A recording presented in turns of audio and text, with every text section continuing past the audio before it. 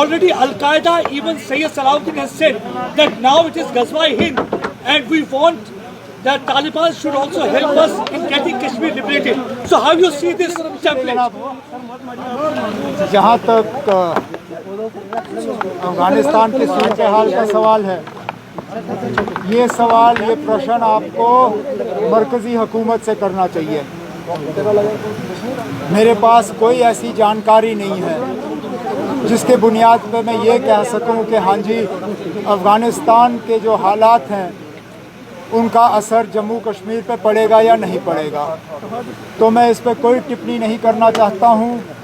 अफ़गानिस्तान में जो हुआ वो हमारे सामने है, इसका असर जम्मू कश्मीर पे पड़ेगा या नहीं पड़ेगा, इस सवाल का जवाब मरकज़ी हुकूमत के पास है, मेरे पास नहीं। अल-कायदा की तरफ से थ्रेट आई है, हिज़्बुल मुजाहिदीन चीफ सैयद सलाहुद्दीन ने कहा है। मैंने ऐसी कोई बात सुनी नहीं और मैंने आपसे कहा ना, ये सवाल आप मरकज़ की हुकूमत से करिए ना, मेरे पास कोई ऐसी जानकारी नहीं है जिसके बुनियाद पर मैं आपके सवाल का जवाब दे सकूँ।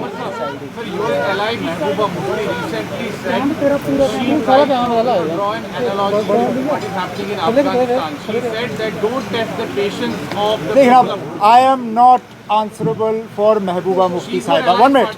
I am not answerable for Mehbooba Mufti Sahiba, nor was she speaking from a platform of the PAGD, nor am I an office bearer of the PAGD. I am here in my capacity as the J&K National Conference Vice President. If there is something you want to ask me about my party and my party's leadership, I'll be more than happy to answer. I am not answerable for anything Miss Mufti says or does on her own party platform. Dr. Saab yesterday said that he regrets. Dr. Saab yesterday said आपको मौका मिला था ना।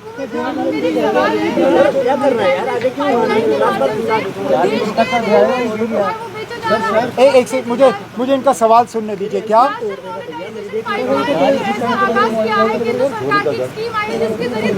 मुझे आपका सवाल सुनाई नहीं दे रहा है?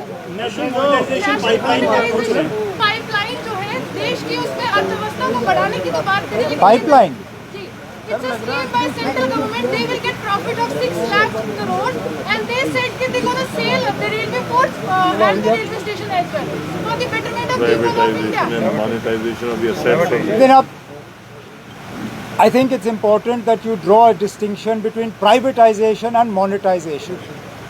Monetization is giving an asset on a lease, but not transferring the ownership of that asset. I see no reason why I should be opposed to a scheme that is looking to monetize an asset that is otherwise not being able to give me a suitable return. If these same assets were being privatized, I would then have questions to ask the government. But as far as monetizing an asset is concerned, if the ownership of that asset is not being transferred and the government is able to earn from an asset that is otherwise dead, why should I oppose it? I support any scheme that will allow the government to raise revenue without putting the burden on the everyday people.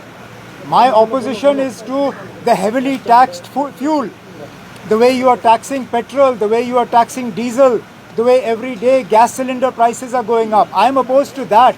I would not oppose a scheme that allows you to monetize an asset without transferring ownership of that asset. Yes, I hope that the process that is followed is a transparent one, that it is not only friends of the BJP that benefit from this scheme. There should be an open, transparent bidding process. Let those the people who succeed in that bid come forward. Let those assets be monetized and let the benefit of that come to the people of India.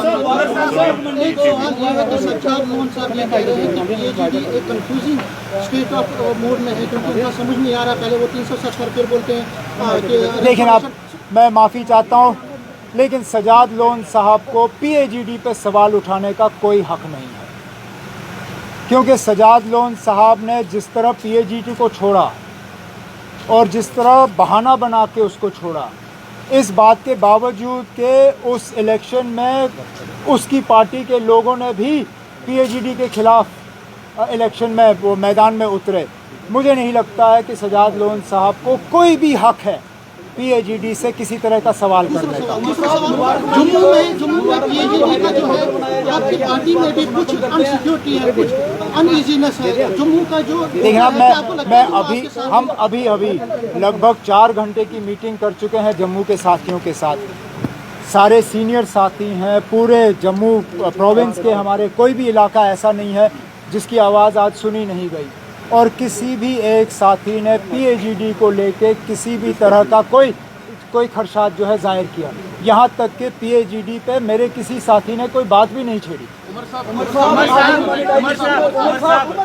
केंद्र सरकार कह रही है कि जम्मू कश्मीर में चुनाव जो है वो जल्द होंगे,